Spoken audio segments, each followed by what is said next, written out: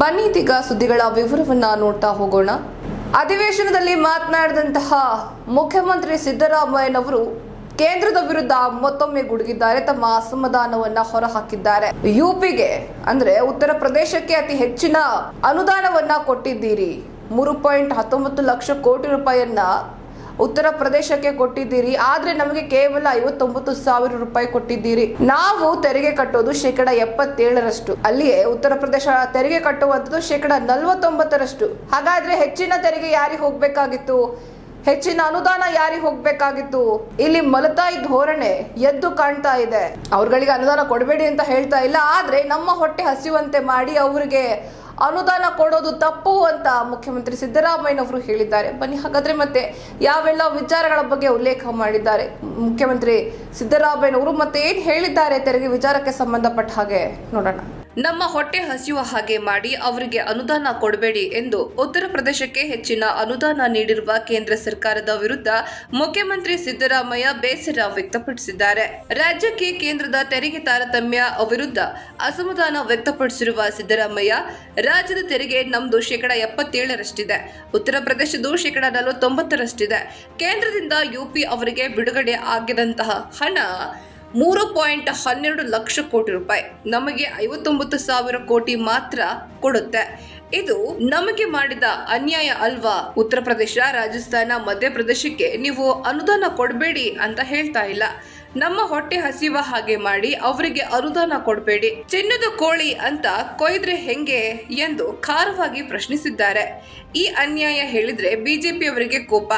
ಅವರು ಬಾಯಿ ಬಿಡದೆ ಇರೋದ್ರಿಂದ ಕನ್ನಡಿಗರಿಗೆ ದ್ರೋಹ ಮಾಡ್ತಿದ್ದಾರೆ. ಇವರು ಕನ್ನಡಿಗರಿಗೆ ಮಾಡ್ತಿರೋ ದ್ರೋಹ ನಮ್ಮ ರಾಜ್ಯಕ್ಕೆ ಅನ್ಯಾಯ ಆಗಬಾರ್ದು. ನ್ಯಾಯಯುತವಾಗಿ ನಮಗೆ ಕೊಟ್ಟಿದ್ದರೆ 1.87 ಲಕ್ಷ ಕೋಟಿ ರೂಪಾಯಿ ಬರ್ತಾ ಇತ್ತು. ಇನ್ನು ಡೆಮಾಲಿಷ್ ನಲ್ಲಿ ಕೂಡ ನಮಗೆ 62,000 ಕೋಟಿ ರೂಪಾಯಿ ನಷ್ಟ ಆಗ್ತಿದೆ.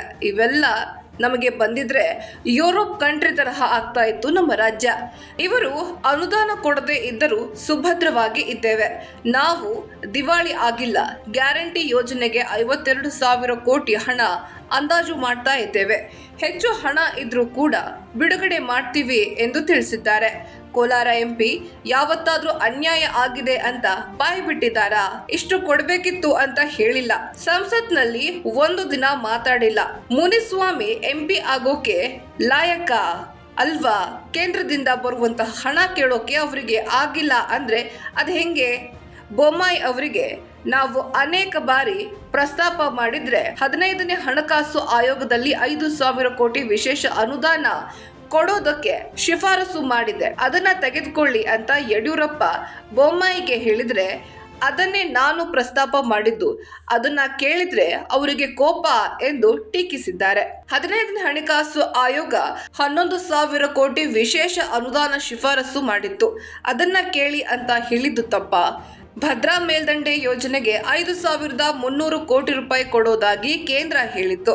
ರಾಷ್ಟ್ರೀಯ ಯೋಜನೆ ಮಾಡ್ತೀನಿ ಅಂತ ಹೇಳಿದ್ರು, ಅದನ್ನ ಮಾಡಿಲ್ಲ. ಇವರು ಭದ್ರಾ ಯೋಜನೆಗೆ 1 ರೂಪಾಯಿ ಕೊಟ್ಟಿಲ್ಲ. ಹಣ ಕೇಳಿ ಅಂದ್ರೆ ಪ್ಲೇ ಕಾರ್ಡ್ ಹಿಡಿದುಕೊಂಡು ಬಂದಿದ್ದಾರೆ. ಇದು ಕರ್ನಾಟಕದ ಜನರಿಗೆ ಮಾಡೋ ದ್ರೋಹ ಅಲ್ವಾ ಎಂದು ಬಿಜೆಪಿಗೆ ತಿರುಗೇಟನ್ನ ನೀಡಿದ್ದಾರೆ ಸಿಎಂ ಸಿದ್ದರಾಮಯ್ಯನವರು.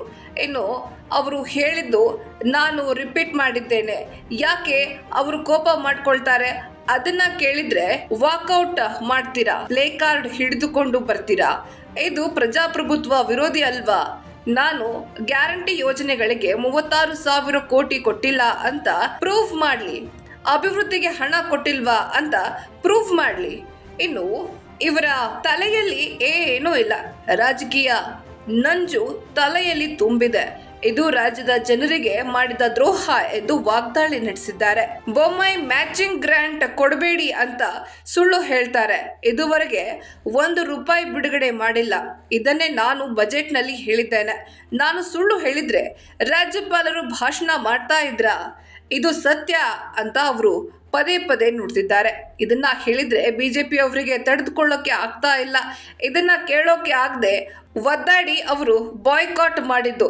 ಬಿಜೆಪಿ ಅವರಿಗೆ ಸತ್ಯದ ಉರಿ ತಡೆದುಕೊಳ್ಳಲು ಆಗದೆ ಒದ್ದಾಡಿ ಬಾಯ್ಕಾಟ್ ಮಾಡಿದ್ರು ಎಂದು ತಿರುಗೇಟನ್ನ ನೀಡಿದ್ದಾರೆ.